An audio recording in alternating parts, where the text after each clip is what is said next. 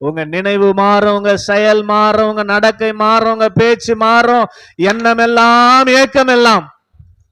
ஆமென். பாட்டா இருக்காது. எண்ணமெல்லாம் ஏக்கமெல்லாம் உம் சித்தம் செய்வதுதானே. நான் பாடுறேன்னா அது உண்மையா பாடுறேன். நீங்க வேற வழி இல்லை வந்து சர்ச்சில் மாட்டமன் பாடுறீங்க. இது பாடலாக இருக்கக்கூடாது, செயலா மாறணும். நம்மை கர்த்தர் ரட்சித்தது எதற்காக? தேவனுடைய ராஜ்யத்தை கட்டும்படியாக. ஆமென். ஸ்தோத்திரம். எதை கட்டும்படியாக?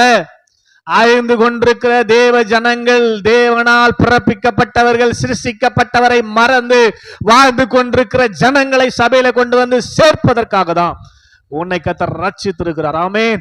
அப்ப நம்முடைய எண்ணம், நம்முடைய சிந்தையெல்லாம் மாறணும். நமக்கு என்ற வாழ்க்கை மாறணும். என்னை ரட்சித்தனை வாழ வைத்துக் கொண்டிருக்கிற இயேசுவுக்காக நான் 2024 வருஷம் வரைக்கும் என்ன செஞ்சிருக்கிறேன்? என்ன சாதிச்சிருக்கிறேன்? ஒன்னும் செய்யல. ஆமென்.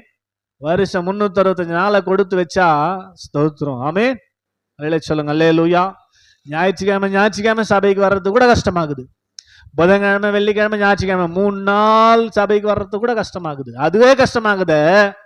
அப்புறம் எங்கங்க நம்ம போய் எதிர் வீட்டுக்காரு, பக்கத்து வீட்டுக்காருக்கு, வியாதியஸ்தருக்கு, பலவீனமாகிறவங்களுக்கு போய் இயேசு நல்லவன்னு சொல்லி, ஆமென். ஆனா பாட்டு பாடுவோம். என்னமெல்லாம். இந்த பாட்டெல்லாம் பாட உங்களுக்கு தகுதியே கிடையாது.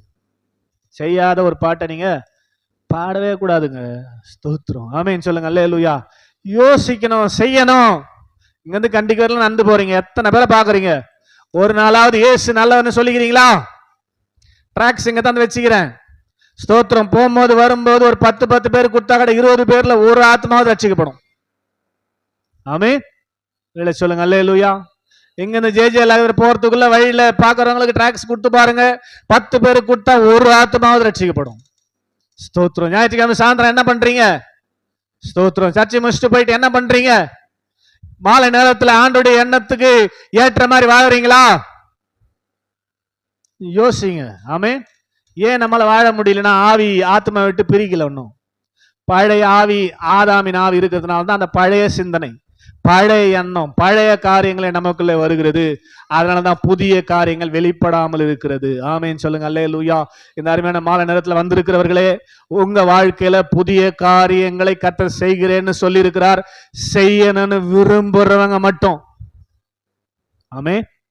ஸ்தோத்திரம். தேவனுடைய வார்த்தை கொண்டு உங்க ஆத்மாவை ரட்சித்துக் கொள்ளுங்கள். ஆமென்.